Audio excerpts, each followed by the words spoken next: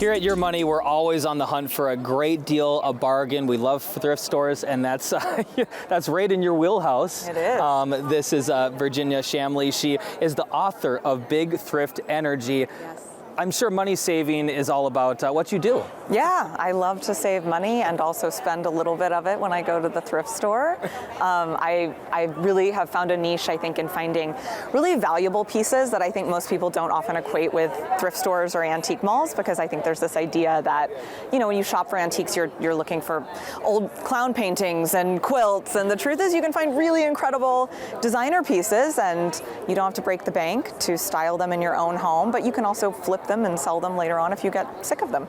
And vintage is cool now. There's a look. Vintage is cool. It's back. One thing I think there's, and I was just talking to my wife about this, is that when it comes to vintage and retro, there's a fine line between what's cool and vintage and retro and what's just old and junky, right? Yeah, and I think a lot of it comes down to how you style things, right? If we're talking about home decor, certainly there is a risk you run of getting into mid-century modern furniture, for instance, and suddenly your home looks like Don Draper's house or the set of Mad Men or something, right? So I think it's fun to sort of style it and juxtapose old with new and mix postmodern 1980s with mid-century 1950s. Similarly, if you're shopping for, you know, vintage clothing, you can wind up looking a bit costumey if you're sort of picking everything from one decade. So I always tell people to sort of mix and match.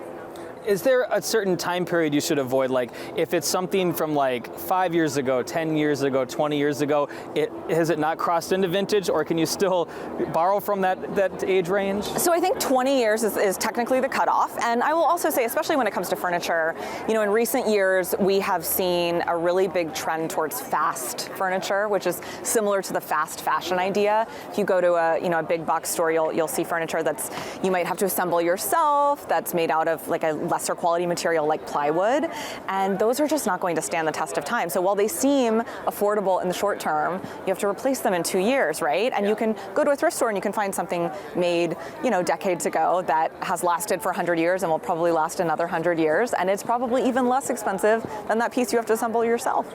Here at the home show, we're talking about big projects, big budgets, and new things, but what I like about your approach is that you can add some great beauty to your home with something that's affordable, something that's new, something that's old. What are some good ideas for people that want to spruce up their home with something that's vintage? So I always tell people to look for materials. I think this is a great idea, especially if you're really new to shopping at a thrift store or an antique mall, and you don't really know a lot about design. You know, just look for those really high quality materials. Marble, lucite, brass, chrome. These are materials that in their raw state are very expensive, right? So it stands to reason that a piece of furniture made out of those is more valuable, will last a lot longer. I found a really great set of brass chairs. It was 6 brass chairs. I paid $100 for them at the Salvation Army. They're going for $9,000 online. They're like mastercraft chairs, and they didn't have any markings or anything on them. I was just able to deduce from Googling and reverse image searching and all of that. So yeah, I think look for materials and always check to make sure that it's a functioning piece.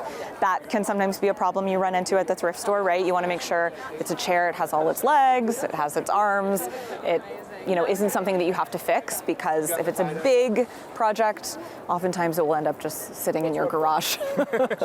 And I'm sure the reason you can find these deals is because not everyone has the same ideas or visions, where someone has this in their home or they got it from their grandparents who passed away, and they're like, I don't know how I can incorporate this into my home, so they throw it at a thrift store. But if you have a vision, you can turn that into a really cool look. Yeah, and I think a big thing I do is I go constantly on Pinterest and Instagram, and I'm saving images with items that I think I might find something like that at a thrift store. And so I already know what it might look like styled in a home, and that sort of helps me, because the thing about thrifting is that the work is not done for you, right? A lot of us are used to going to an IKEA or a West Elm where you know exactly what the coffee table will look like because it's styled in a room with a couch. At a thrift store, it is not like that. The coffee table might be upside down or missing a drawer or something like that. So you have to be able to sort of see outside the walls of the thrift store and think of what it might look like in your home, or what it might look like if you painted it or sanded it or stained it, or if it's a piece of art, maybe if you just reframed it or painted the frame. So it's all about being able to use your imagination a bit. And when you were saying the time period of 20 years, I also think that's good to keep in mind, because I feel like that's probably about the time that some mainstream products got to be a little bit lower quality, Absolutely. more particle board and not heavy wood. So that's probably something to keep in mind. If you're looking at a thrift store, there are those cheapo products out there that aren't made very well. Absolutely, and always, if it's a piece of furniture, look underneath, look in the drawers. If there's a marking, it might be the brand, it might be made in China, it might be made in Italy, which is a sign that it's probably made by an artisan, whereas made in China might be a sign that it's made in a factory, for instance. So there are definitely context clues you can use. I know some people might say you're going too cheap by going to a thrift store or going online, but we are giving them permission to go there, find something cool, and add some flavor to it. Absolutely, and it's funny, since my book has come out and in recent years on TikTok and Instagram, thrifting has really become hugely, hugely popular, and I get a lot of comments from people saying, aren't you worried that you're not going to be able to find anything good anymore because I'm trying to teach people how to shop? But truly, when it comes to supply and demand, the supply is endless. Like, there's an endless amount of old stuff in this country, in this world. And if you've ever done a Goodwill run, you wind up with a lot of stuff, and it's like, how did I get all of this? So I really think even if the demand increases, there's still an endless supply of incredible pieces of vintage for all of us to find.